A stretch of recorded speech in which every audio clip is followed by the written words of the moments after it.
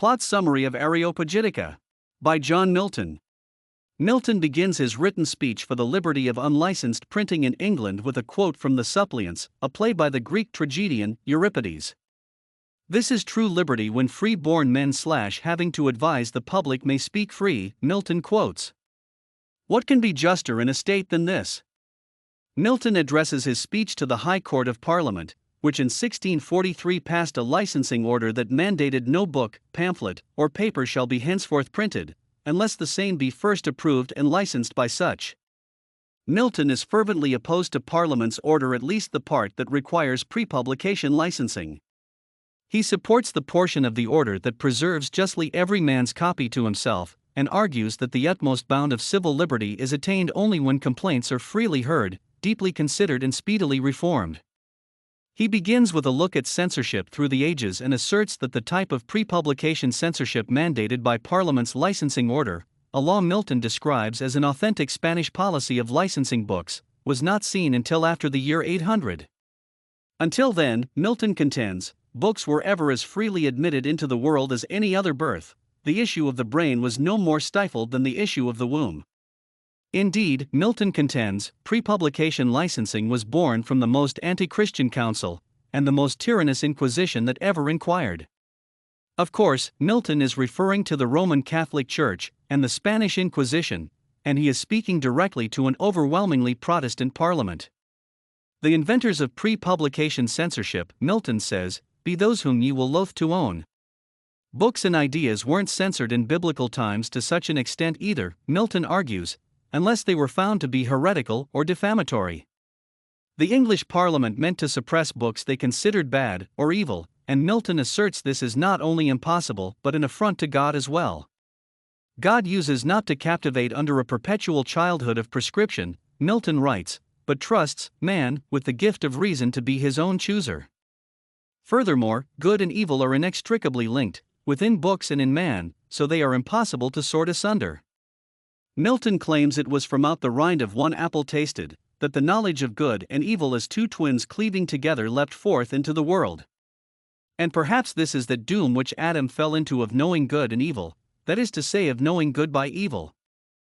God never intended for humankind to live a life independent of evil, which is why he gave Adam reason, and gave him the freedom to choose. To eliminate evil means that each Christian's virtue is left untested and is but a blank virtue, not a pure. Without evil to reject, Adam is a mere artificial Adam, such an Adam as he is in the motions. In addition to negatively affecting the virtue of Christians, Milton maintains that Parliament's licensing order violates God's divine authority and plan as well. Milton continues his argument by pointing out how inadequate Parliament's licensing order is, claiming that it conduces nothing to the end for which it was framed. The law means to spare citizens from evil, but it only seeks to regulate printed material. If we think to regulate printing, thereby to rectify manners, we must regulate all recreations and pastimes, all that is delightful to man. What about music, Milton questions, and the gestures and motions of dance? Surely these things can be evil as well and need regulation, he contends. There is even household gluttony to consider, and the daily rioting of gossip, which is most certainly to blame for the spread of evil. Milton argues that whatever thing we hear or see, sitting, walking, traveling, or conversing may be fitly called our book, and to suppress books only is far insufficient to the end which Parliament's order intends.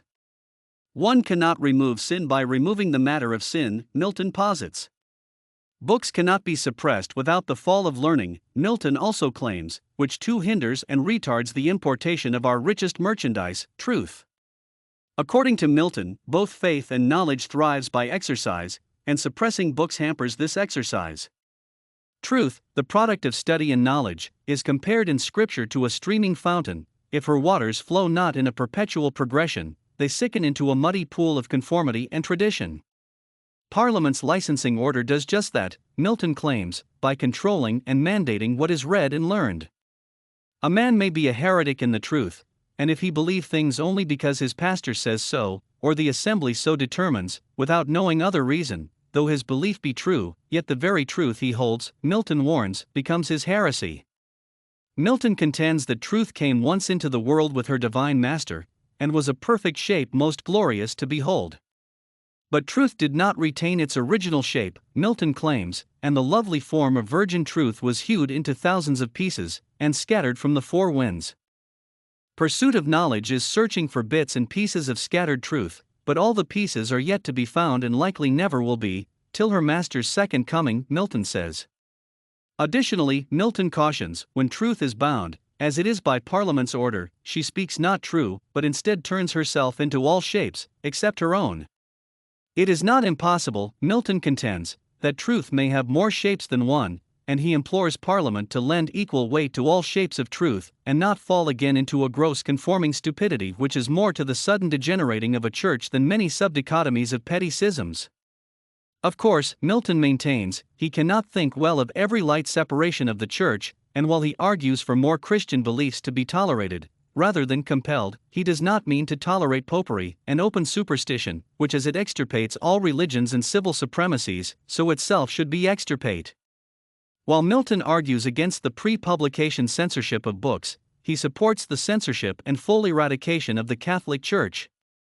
Milton maintains that Parliament's new practice of suppressing books is the worst and newest opinion of all others, and is the chief cause why sects and schisms do so much abound, and true knowledge is kept at a distance from us.